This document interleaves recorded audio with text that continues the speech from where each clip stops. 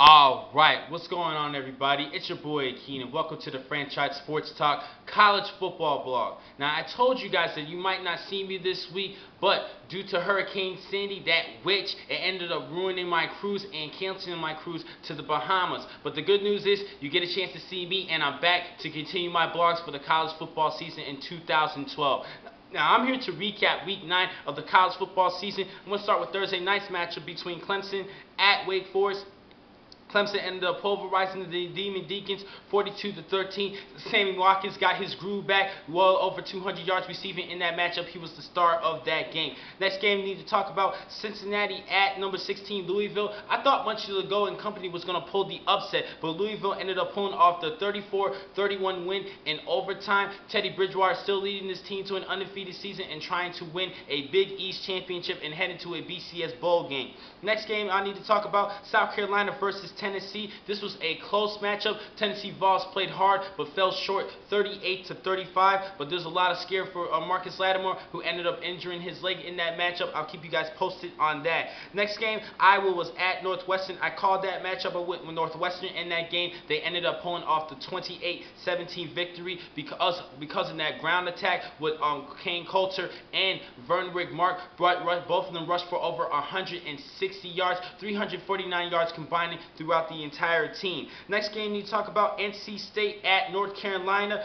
which is Giovanni Bernard did his thing, running the football as well as leading the team in rushing and receiving in that matchup. But the key for that game, at the end of the game, 30 seconds left in the matchup, Giovanni Bernard returned a 72-yard punt return to seal the victory. He definitely could make a good run for ACC Player of the Year. He's having a spectacular season, and he's the reason why the Tar Heels it can be a threat in the ACC conference. But because he was gone for a couple of games, that kind of tarnished their losses. But I still think he can make a run for ACC Player of the Year because he's that valuable to the team. Next game, we talk about UCLA at Arizona State. I went with the Sun Devils in that game. They ended up losing 45-43. That was a good game at Tempe, Arizona. And during this week, we saw a lot of upsets, a couple of key upsets. Going to talk about the Florida Gators against number 10 Georgia. That was a great matchup overall. I went with the Florida Gators in this one because of that defense. I really believed in the Florida Gators, and plus Georgia's loss to South Carolina, I had high doubts on them, but Georgia ended up pulling off the upset, winning 17-9. Now this is key for the Georgia Bulldogs because now they control their own destiny and make it. If they win out for the rest of the SEC games, they will make it to the SEC championship because they beat the tiebreaker against the Florida Gators because they win, and South Carolina had 2 losses. They lost to South Carolina, but South Carolina now has 2 SEC losses, so Georgia now controls their own destiny. Next game, we need to talk about Kansas State against Texas Tech. Kansas State ended up pulling off a 50-point victory, 55-24. This team is still undefeated and now ranked 2nd in the nation behind number 1 Alabama. Next game, we need to talk about USC against Arizona, one of the biggest upsets this week, probably the biggest upset in my opinion. Arizona ended up pulling off the 39-36 victory due to a great play by quarterback Matt Scott. 369 yards passing, 3 touchdowns, 1 interception to go along with 100 yards rushing and a rushing touchdown at that. He was the star at that matchup. But on the record breaker in that game was Marquise Lee. He had a big game. I got to give him kudos on that. 16 receptions, which is a Pac-10 record in the game, and 345 yards receiving, both Pac-12 records. And I think he could be a big time. He's going to be a big time prospect for the 2014 NFL draft because he's just a sophomore. He still has to be at least 1 more year left out of high school, 3 years out of high school in order to make it to the NFL draft. So he will be one of my top prospects for the 2014 draft. He's having a big year, and don't forget about Robert Woods. They have an outstanding receiving core, but this is Marquise Lee's leading the team. He is the leader of that receiving core overall.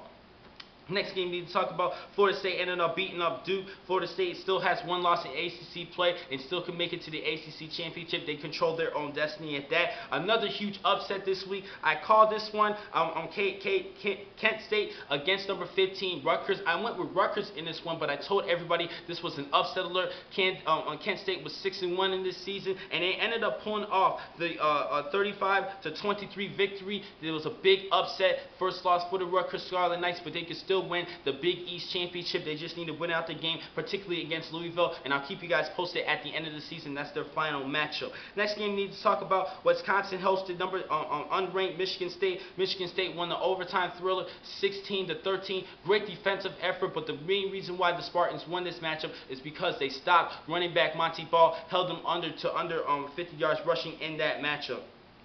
Next game we need to talk about, also need to stick with Wisconsin, just to give you a full report. Joel Stave, the freshman quarterback for the Badgers, he's going to be out for the remainder of the season. He broke his clavicle, which means Danny O'Brien and Kurt Phillips is going to be competing for that starting quarterback job, but I think the nod's going to go to Danny O'Brien because of his experience at that. Next game we need to talk about, Ohio State played against Penn State. I went with Penn State in this matchup, but I was wrong. They ended up losing 35-23. Great job for the Ohio State Buckeyes, but it kind of sucks for both these teams because they're not going to be able to contend for the Big Ten championship because they're both banned for this season for Ohio State and for the next 3 seasons after this year for Penn State. Next game we need to talk about, big upset this week. Actually not a big upset, but a big game this week. Number 5 Notre Dame played at number 8 Oklahoma State. Notre Dame ended up having a great, spectacular performance, holding the Oklahoma Sooners to just 15 yards rushing in total in that matchup, and they ended up pulling off the 30-13 victory. This was a good game for the Notre Dame Fighting Irish, and I think if they stay undefeated, they will play for the national championship because of that strength of schedule. But I'll explain a little bit more coming towards the end of this video. Another one game I got wrong, I went with Michigan over Nebraska. Nebraska ended up pulling off the 23-9 victory. And last but not least, another big game I called out, Mississippi State at number 1 Alabama. Alabama's just way too much for everybody. They're obviously the number 1 team in the nation, pulling off the 31-7 victory. But another big upset this week, which I was really shocked was number 7 Oregon State losing to Washington 20-17.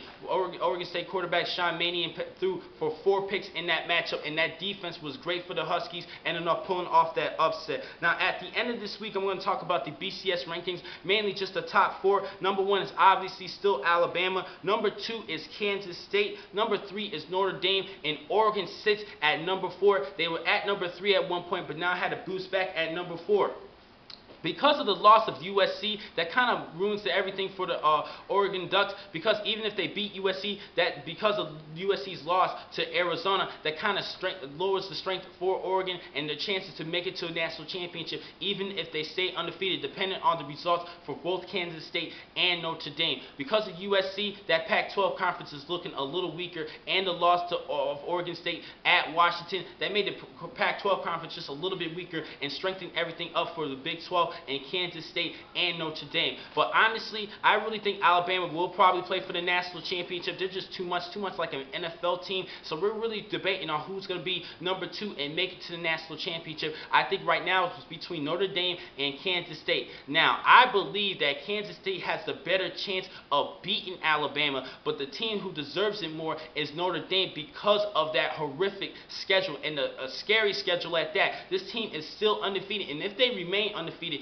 they deserve to play for the national championship and get the nod over Kansas State because of that schedule. Even if they beat USC, like I mentioned before, USC's loss to Arizona kind of ruined things for the Ducks, but not for the Notre Dame Fighting Irish, because they've been playing different teams, high-ranked teams from other conferences respectively, and beating them at that. 30-13 at Norman, Oklahoma. This was a big victory. They had a better game than Kansas State, so they deserve a little bit better, more than Kansas State, even though I think Kansas State has a better chance of winning the national championship over the Alabama Crimson Tide. But I think Notre Dame deserves it over them because of that strength of schedule and their performance against Oklahoma at Norman at that. So I think Notre Dame deserves it just a little bit over Kansas State. Now, next time I'm going to catch you guys is later on this week. I'm going to give you a mid-season award, a late mid-season award to blog about this year so far in college football, as well as my predictions and key matchups for Week 10 of the college football season. I'll catch you guys then. Thank you for watching today's blog from Franchise Sports Talk. I'm your man, Akeem McCall. Be easy.